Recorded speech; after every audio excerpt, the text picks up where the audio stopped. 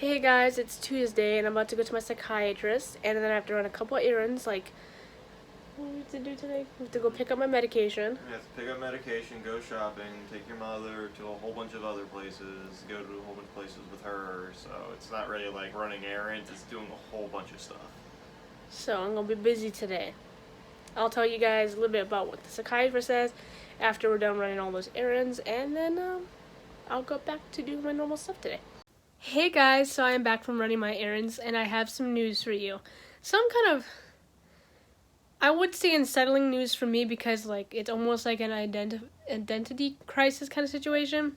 So I've been with my psychiatrist for maybe 5 to 6 months now.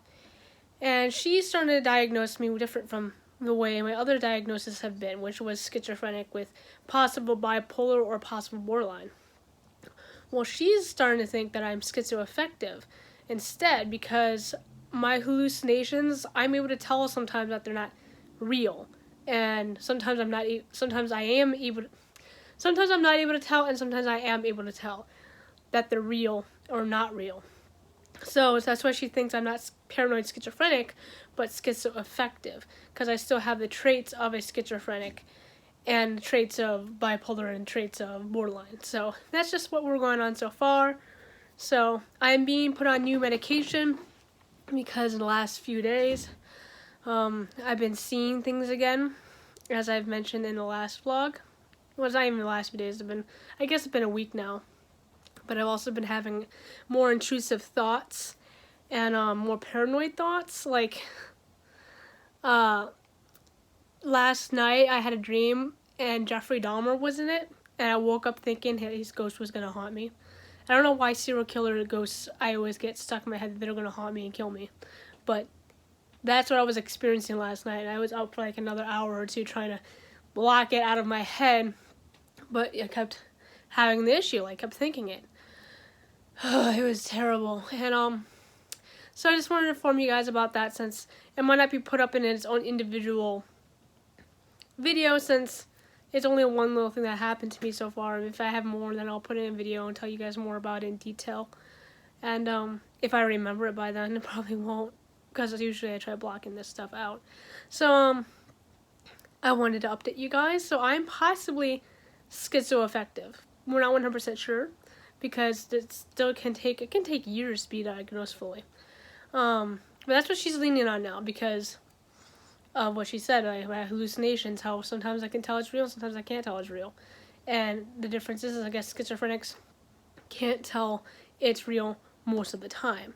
So that's what I just learned. I didn't know that. But it doesn't make my experiences any less important. Hey guys, it is Thursday. I am currently heading home. We're heading to the post office to pay off my P.O. box. And then heading home. As I've mentioned in the previous part of the vlog, my psychiatrist thinks now that I'm not schizophrenic, that I am schizoaffective, and with possibility of bipolar and or borderline. So that's an update. And as I mentioned, it's kind of like an identity crisis, because I've been told by all these other doctors and stuff like that I'm definitely schizophrenic. So it's kind of like, I see. I mean, I guess it's a good thing, because schizophrenia is a level higher than schizoaffective. So it's not like I'm not having issues. I'm having issues. I'm having similar issues to schizophrenia. Very similar. So similar that it's, schizoaffective. So it's just I have a level of, I can tell that my hallucinations and not all my delusions are real or not real.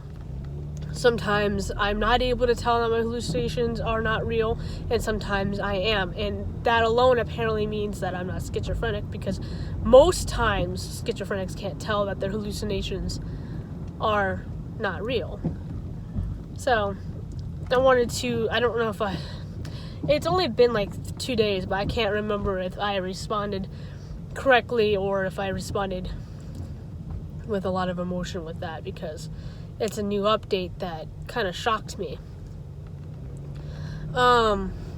I am on new medication. It's I'm on Seroquel. I'm 25 milligrams on Seroquel.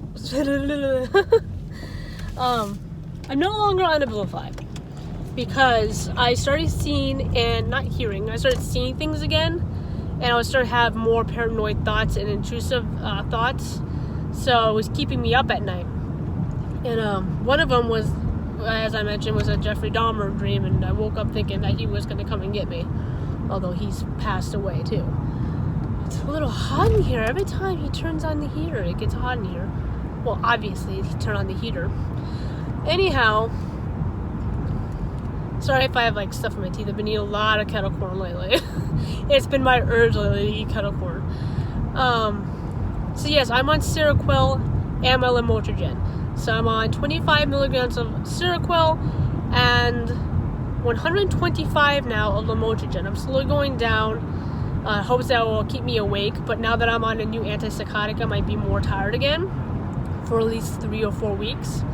So I'm feeling fine right now. My first night I took it was last night. I didn't take it on Tuesday night because I had to wake up at 7 in the morning to take Zach to work. And I don't like taking new medication if I have to wake up the next day really, really early because there's a chance of me responding like I'm really tired and it could affect my driving. So I took Abilify that night instead. But he has his 2 7-4s coming up. And I did notice that when I did wake up in the middle of the night to go to the bathroom, I was like, ooh, kind of sleepy. Like, you have a feeling you're going to fall asleep on the toilet if you go to the bathroom. And that's the way I felt. Luckily, I didn't. I got back to bed. But it's one of those times like, dude, I don't know if I'm going to get up from the toilet once I sit down. Because I might knock out. So it was one of those sleepies, if you know what I'm talking about. Where you're just that tired. Anyhow, I do feel a lot better. I guess I can say, like, I have energy and I feel a little bit like chippier. Like, I wouldn't say happy. I'm not sad or anything. I don't know how to describe it. I don't know the best way to describe it. I just feel a little bit better. But I'm also sick. Now, you can't tell because I took Dayquil, and my Dayquil seems to be hitting this sickness like that. Every time I took this Dayquil, like, it was bad. Like, I almost had to have my dad pick up Zach from work one of the nights because I was like, so congested. I was just, like, laying back like this and just, like, breathing out of my mouth, dying practically. And I took the Dayquil, and I started feeling better within an hour. I'm like, what the hell? Must be one of those weak colds where, like, the antibiotics kicked in right away, or the whatever you want to call it inside Dayquil, and I was just fine. So I took some this morning too, and I feel fine now. I was starting to feel like kind of stuff. You love my representations of stuff, guys. I took some Dayquil, and I feel a lot better. So hopefully I'll get home, and I won't start feeling any drowsiness, because that's an effect from... effect or affect. Either way, it's an effect from the Seroquel. I could get drowsy and tired and stuff like that. So hopefully that doesn't occur. Hopefully it'll be like the Abilify where I was just up and ready to go. And I can do stuff. We'll see, I guess. Doesn't mean I'm going to start filming for another week. I just want to make sure that I'm A-okay. But we'll see. Okay, well, I'm at the post office, so I have to go in and do a whole bunch of stuff, like pay off my P.O. box and check my P.O. box and then go home. So, yeah.